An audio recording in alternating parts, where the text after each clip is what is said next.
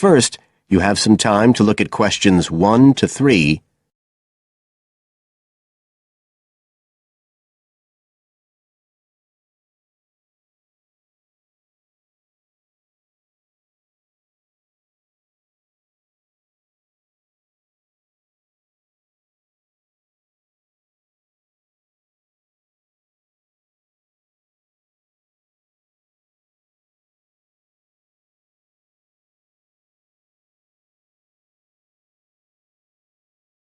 Now we shall begin. You should answer the questions as you listen, because you will not hear the recording a second time. Listen carefully and answer questions 1 to 3.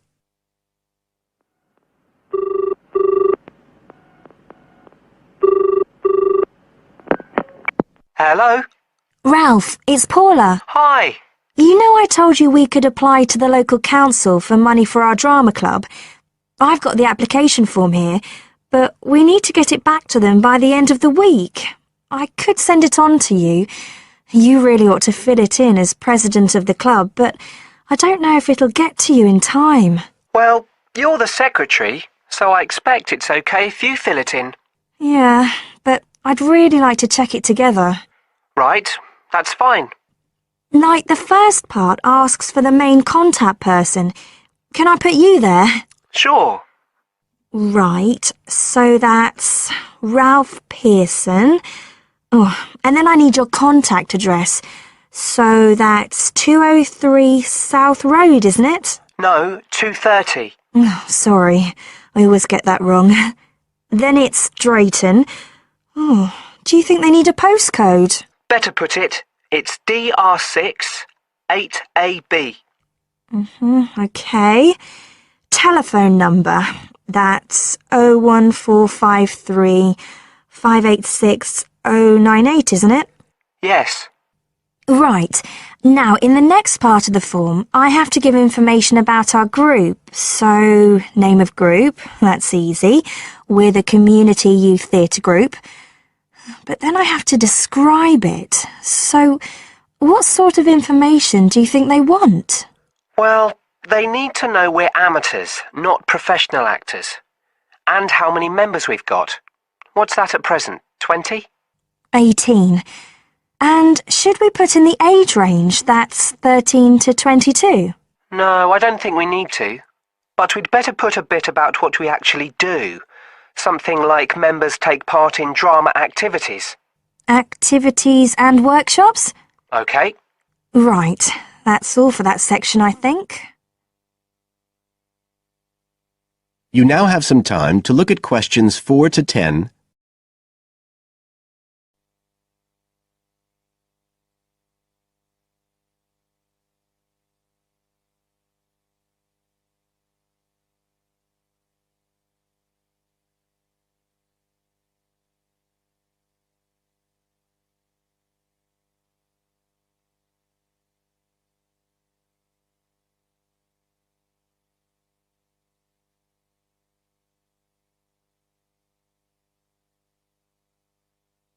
Now listen and answer questions 4 to 10. Now, the next bit is about the project itself, what we're applying for funding for. So, first of all, they need to know how much money we want. The maximum's £500. I think we agreed we'd ask for 250, didn't we? OK. There's no point in asking for too much. We'll have less chance of getting it. Then we need to say what the project, the activity is. Right. So we could write something like, to produce a short play for young children. Should we say it's interactive? Yes, good idea. Right, I've got that. Then we have to say what we actually need the money for. Isn't that it? No, we have to give a breakdown of details, I think. Well, there's the scenery. But we're making that. We need to buy the materials, though. Oh, OK. Then there's the costumes. Right. That's going to be at least £50. OK. And what else? Oh, I just found out we have to have insurance. I don't think it'll cost much, but we need to get it organised. Yes, I'd forgotten about that. and we could be breaking the law if we don't have it. Good thing we've already got curtains in the hall. At least we don't have to worry about that. We'll need some money for publicity. Otherwise, no one will know what we're doing. And then a bit of money for unexpected things that come up. Just put sundries at the end of the list. OK, fine. Now, the next thing they want to know is if they give us the grant, how they'll be credited. What do they mean, credited? I think they mean how we'll let the public know that they funded us. They want people to know they've supported us. It looks good for them. Well, we could say we'd announce it at the end of the play. We could make a speech or something. They might prefer to see something in writing. We'll be giving the audience a programme, won't we? So we could put an acknowledgement in that? Yeah, that's a better idea. OK, and the last thing they want to know is if we've approached any other organisations for funding and what the outcome was. Well, only National Youth Services, and they said that at present funds were not available for arts projects. Right, I'll put that. And then I think that's it. I'll get that in the post straight away. I really hope we get the money. I think we've got a pretty good chance. Hope so anyway. Thanks for doing all this, Paula.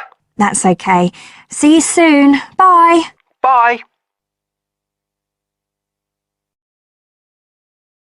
That is the end of part 1. You now have half a minute to check your answers.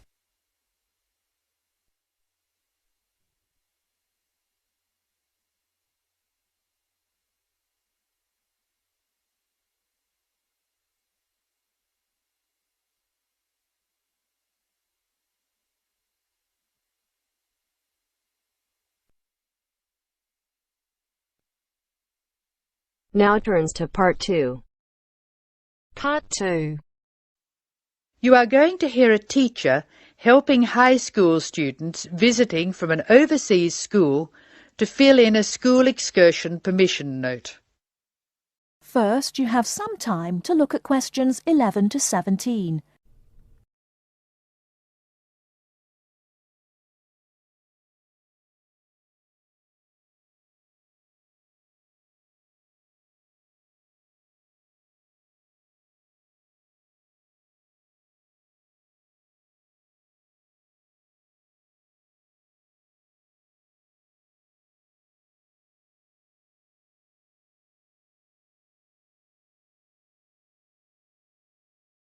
Now, listen carefully and answer questions 11 to 17. Good morning, students. My name is Mrs. Brown, and I'm in charge of the school excursion next week. Please take out your school excursion permission note so you can fill it in. For insurance purposes, this note must be signed by your guardian or the group leader. First of all, fill in the name of your class. Everyone here is in 3A, aren't they? So write 3A where it says class. We're going to the Blue Mountains, which is great. So this is the school excursion to the Blue Mountains. The day we leave is Monday. That's Monday, June 10. We are travelling by bus all the way, so we don't have to worry about changing trains or anything like that. The bus will leave from the front gate at 8 a.m. I know we usually use the side gate, but because of the roadworks we will be using the front gate when we leave. However, when we return, the roadwork will be complete, so we'll use the side gate. We expect to be back at 6 p.m. It's going to be a lovely day. Your teachers will give you tasks to do when we arrive. We'll provide fruit and fruit juice on the bus, but you must bring your own lunch. While we're on the excursion, we'll be moving around a lot in some fairly rough country. Be very careful to wear strong shoes. It's very important that you look after your feet very well. Now, does anyone have any questions they want to ask? Before you hear the rest of the talk, you have some time to look at questions 18 to 20.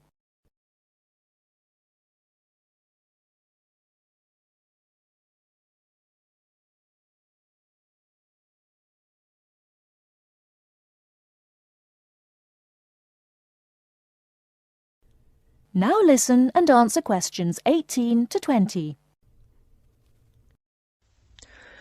No questions? OK.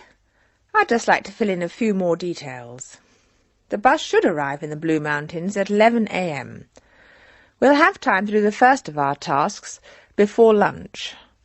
The bus is not a new one, but it does carry one piece of special equipment, a first aid kit. I certainly hope we won't have to use it, but it's nice to know it's there in case we have a medical emergency. The other class on this excursion is 3B, so I know it'll be a good day. The last time 3A and 3B went out together was a thoroughly successful excursion. That is the end of part 2. You now have half a minute to check your answers.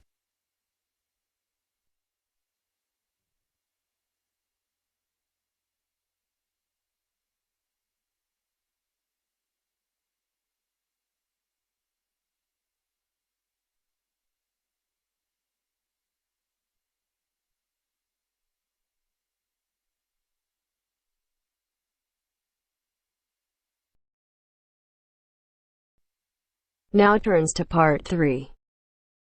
Part 3. You will hear a talk on ocean spills. As you listen to the talk, circle the appropriate letter for questions 21 to 23. First, look at questions 21 to 23.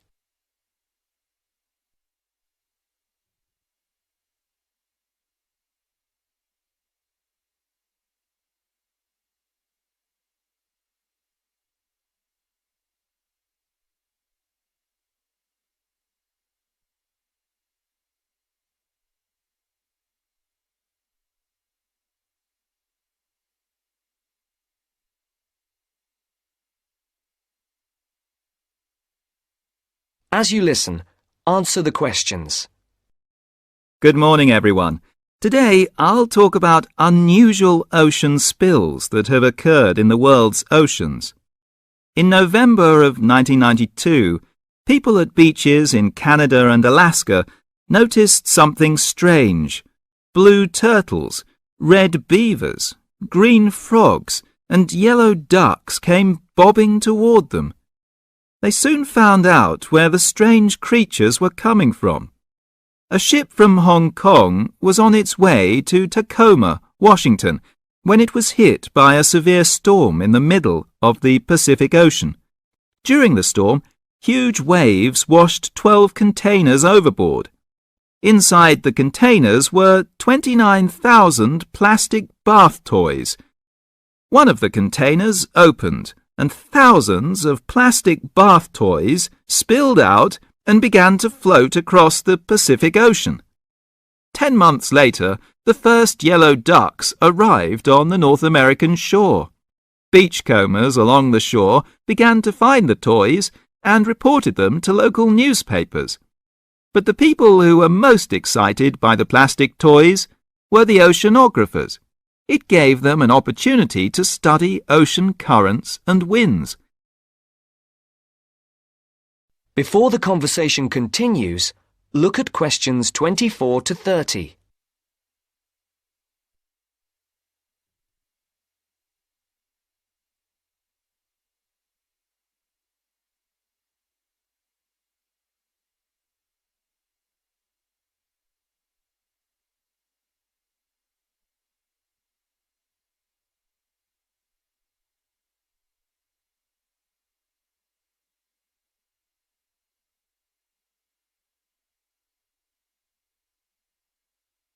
Now listen to the second part of the discussion.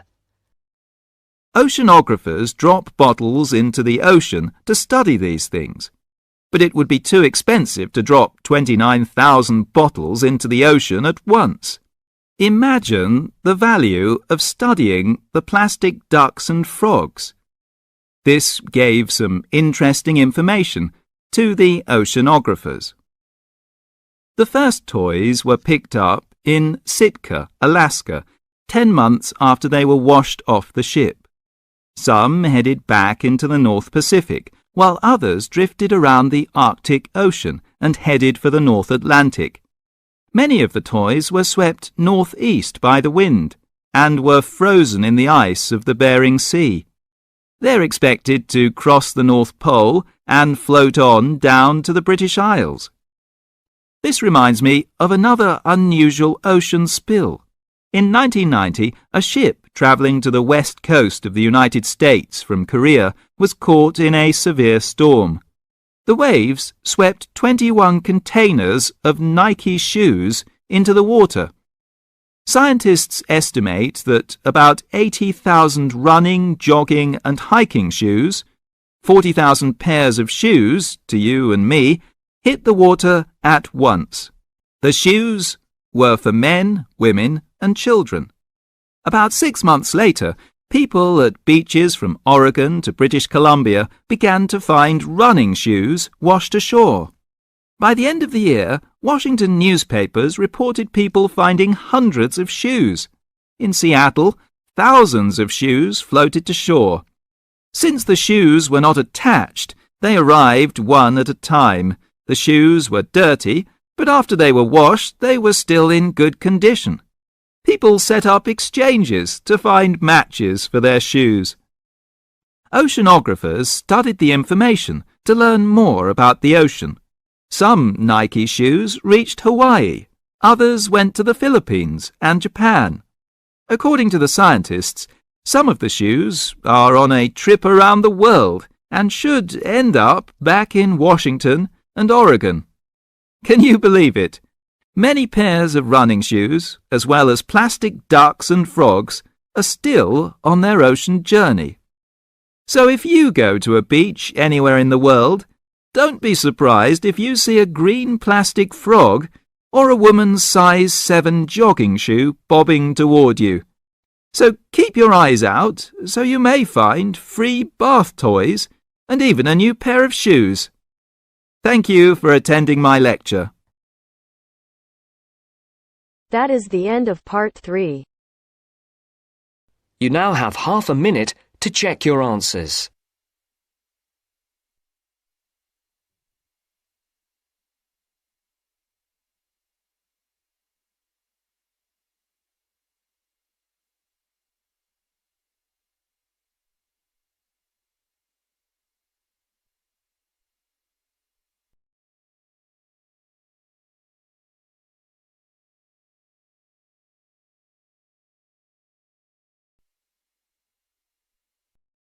Now turns to part 4. Part 4. We'll hear a speech by the Student Union Vice President for Finance. First, you have some time to look at questions 31 to 40.